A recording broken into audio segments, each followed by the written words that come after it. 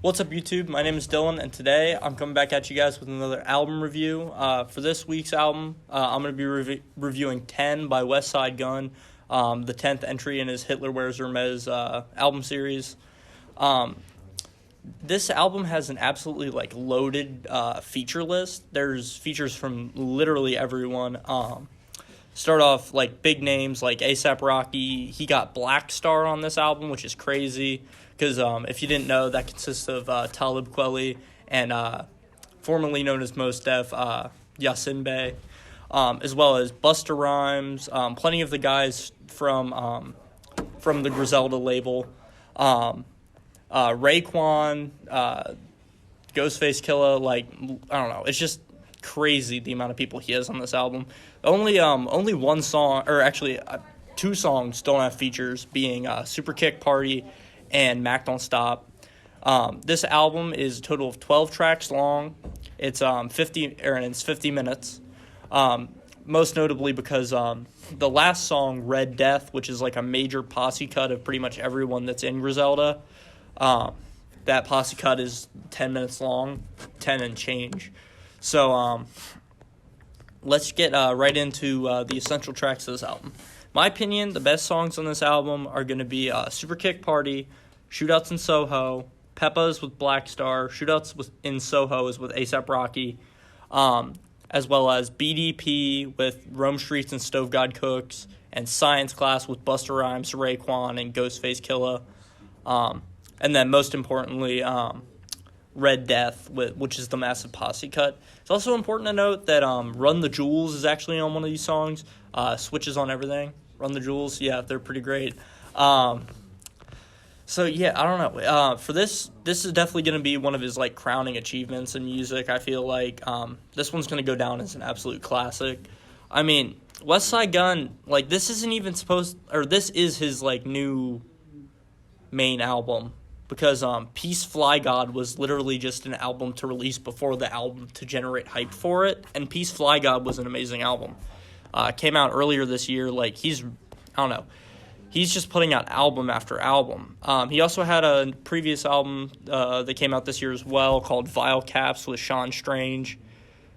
I don't know. This man is just laying down bars consistently. The fan base is growing, and it's really great to see an underground artist kind of emerge above it and into the mainstream a little bit. But yeah, overall, this album has a lot of, it's definitely got that underground feel, all the ad-libs that you're used to from a West Side Gun album, or really any Griselda album in particular. I really like the sampling on Red Death. The beat is really good. It keeps your attention the whole way through. And then there's, with about, a minute left, there's this, sort of, I don't really know exactly how to describe it, but they're, these really interesting vocals that, really tie up the song well. It's got that DJ Drama intro that I wasn't a huge fan of, mainly because I don't really like DJ Drama. I feel like the Gangsta Girls mixtapes kind of just commercialize music to a level where it's not an art anymore. Now this album, on the other hand, I would definitely consider a piece of cultural art, but just the DJ Drama feature on Fly God Jr. was really not needed. That's Fly God Jr. is also not really up there on this album compared to everything else. There also is an intro track featuring A.A. Rashid,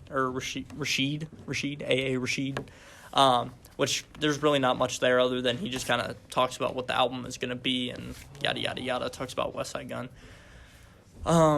But yeah, most notably, Science Class as well has great production. The vocals are insane, great bars, but I mean, having these guys, because Busta Rhymes is touring with Wu-Tang Clan in place of Method Man, it kind of makes sense that they would have all those guys on the same song.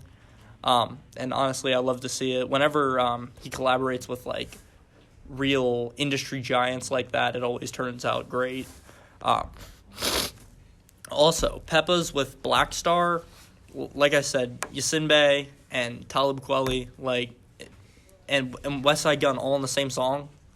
It's really hard to believe. I'm really, really glad that they're back to making music together again, Yasin Bey and Talib Kweli. If you guys didn't know, there was actually an album that released previously this year. It was called No Fear of Time, and it was released on on a podcast streaming service, so it's not on your typical streaming services. But No Fear of Time by Black Star, definitely up there for top albums to come out in the last year. And I mean, when Black Star has not dropped since, I want to say, like, they haven't dropped since like the early 2000s or the 90s. It's just been a very very long time since they've dropped an album, and for them to come back like this is crazy. 1998 was the last time that they released an album. So 24 years later, they got back together and made a second one, which is just awesome to see. Also, you don't hear a lot from Mos Def these days. He's occasionally on featured on Kids See Ghosts, featured on Bandana by Freddie Gibbs and Madlib. So, I don't know. I feel like the restrictedness of him being featured on songs kind of adds more value to it. Like, if he was on everything, it wouldn't be the same. So, just really glad to see that happen. And overall, I just feel like this album has a lot of great messages to it. There's definitely a lot for Westside Gunn to say on this album, and once again, he just kind of shows everybody that, like, with his consistency with the Hitler Wears Hermes series, just showing that he's keeping up with that quality even years after he started that series of albums. Although this one, for some reason, is not named Hitler Wears Hermes 10. It's just 10.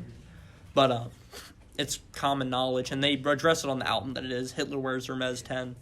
But I don't know. Maybe it has something to do with the marketing, because he got a little bit of crap previously for calling it Hitler Wears Hermes and making it, like, I don't know. Everybody knows Hitler. Not good.